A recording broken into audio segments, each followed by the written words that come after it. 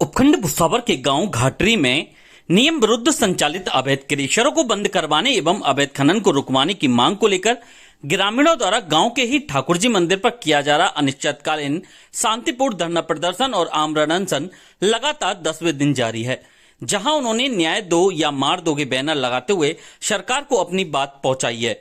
इस दौरान एहतियात के तौर पर पुलिस के जवान भी मौजूद रहे।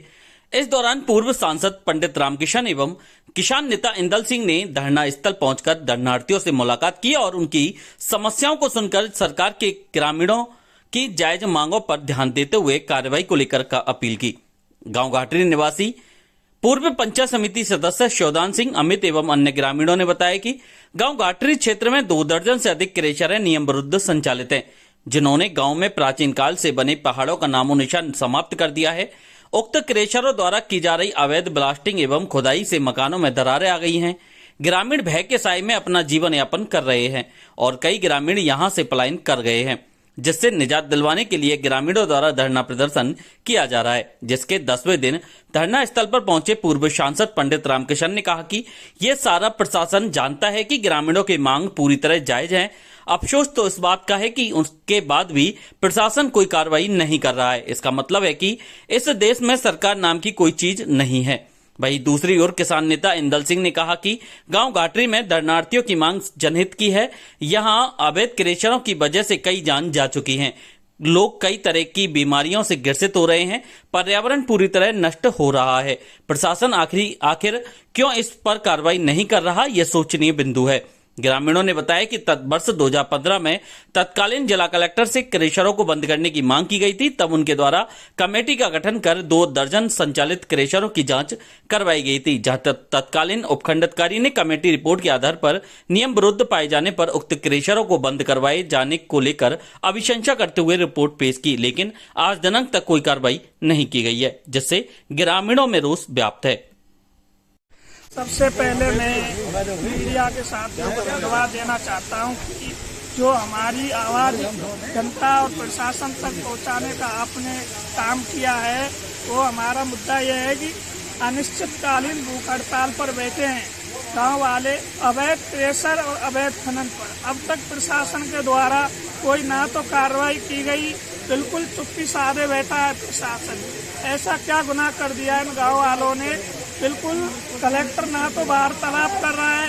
हमारे गांव का एक बुजुर्ग 70 साल का व्यक्ति 10 दिन से भूख हड़ताल पर बैठा हुआ है, लेकिन प्रशासन ने अब तक बिल्कुल चुप्पी साध रखी है। ऐसा क्या गुनाह कर दिया गांव वालों ने जो हमें न्याय नहीं मिल रहा?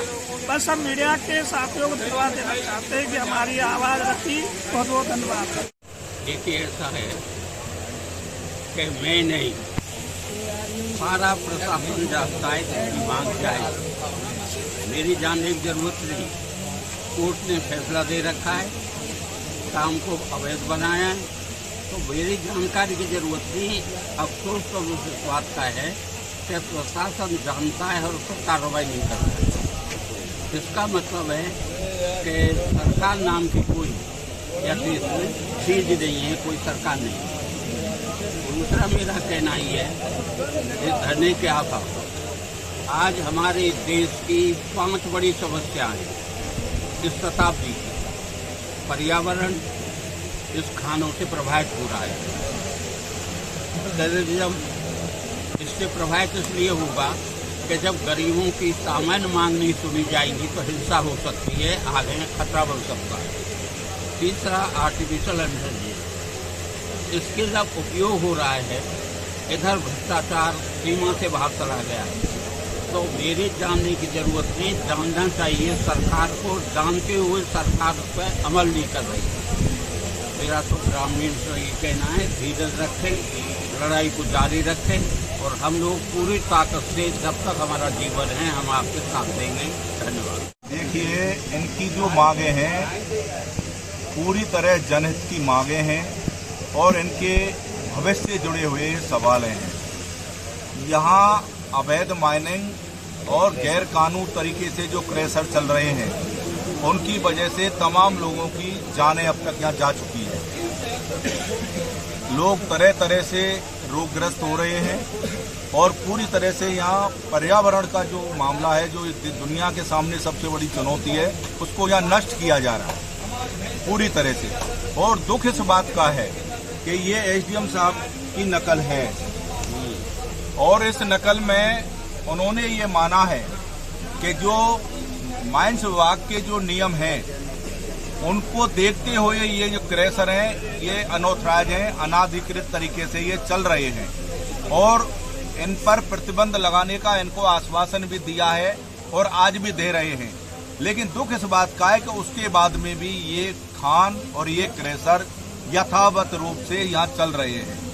तो ये जो लड़ाई है ग्रामीणों की, ये पर्यावरण को बचाने की लड़ाई है, वनस्पति और पहाड़ों को और आयुर्वेद को संरक्षित करने की लड़ाई है और उसमें हम सब लोग यहाँ इनका समर्थन करने के लिए हम आए हैं।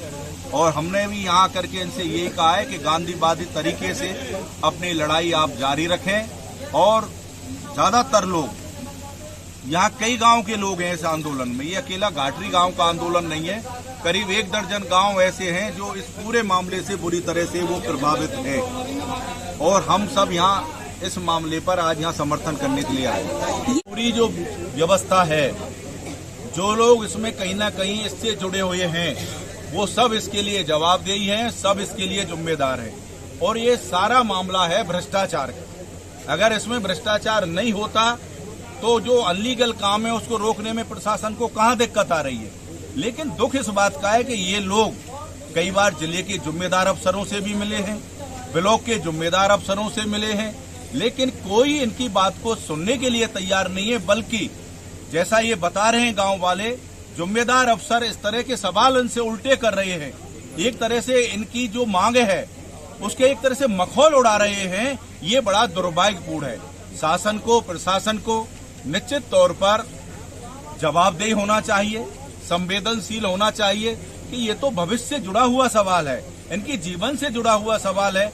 या तमाम बहनें ऐसी आई हैं गांव में जिनका सुहाग उजड़ गया, जिनके बच्चे अनाथ हो गए और उसके बाद में सरकार नहीं सुन रही है। तो हम तो सरकार से भी ये निवेदन करना चाहते हैं कि जो जायज बात है, जायज, उसको, इनकी बात को सरकार को मानना चाहिए। जो जायज तरीके से खनन है, क्रैशर हैं, उनको चलना चाहिए और जो अनऑथराइज हैं, जो गैर कानूनी तरीके से चल रहे हैं, उनको बंद करना चाहिए। गांव की बात सुननी चाहिए, लोगों की बात सुननी चाहिए। ये तो लोकतांत्रिक तरीके से चुनी हुई सरकार है, इन लोगों ने सरकार को चुना है। तो शासन को, प्रशासन को, सरकार में बैठे लोगों को संवेदनशील होकर के इनकी बात सुननी चाहिए, नहीं तो निश्चित तौर पर यह आंदोलन बढ़ेगा।